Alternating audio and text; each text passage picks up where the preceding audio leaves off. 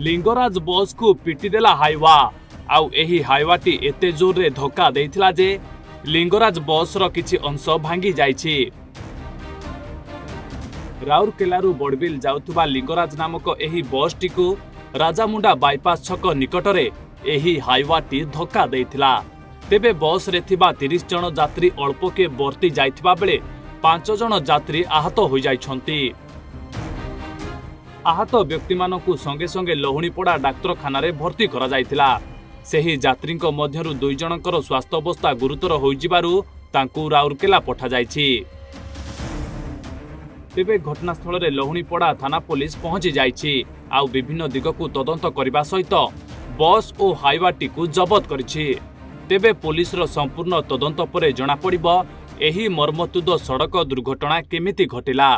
लहुणीपड़ारू विभूति करक सहित सुंदरगढ़ सरोज सिंह रिपोर्ट, ओडिशा भास्कर।